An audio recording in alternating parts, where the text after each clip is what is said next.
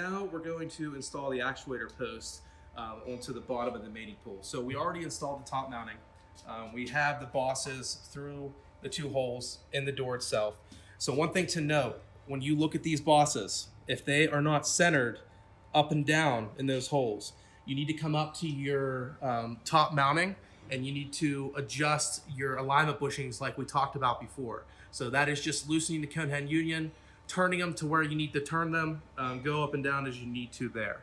So looking at the actuator post a little closer, some components it's made up of, you have your flathead socket screw, you have your push rod, and you have your spring and spring tube.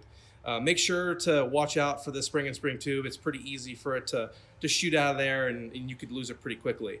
The push rod itself. So one thing to note, on a PDU8500-3, which is a full height straight vertical mating pool, we ship the mating pool separate from our device. This is to make the crate smaller and an easier profile for customers to handle. You need to make sure that the push rod you take off of the mounting board and the device, you do not use that when you put it on the door.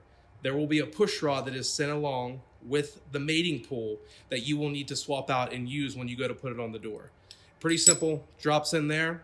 So now we're gonna go ahead and put the actuator post assembly into the holes in the bosses. So push it against, get your screw started there. Make sure you're applying Loctite to this screw on the end of it. We supply a blue Loctite with every device that we ship out.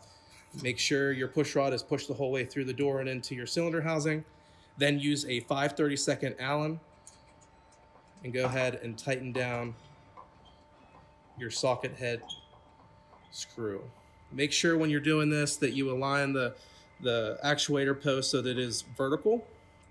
This is important when you go to put the device on to make sure that it's aligned properly inside the slot of the device. So there we go. Actuator post is on. Everything's in there. Make sure Loctite's in there and make sure that it's adjusted correctly up and down.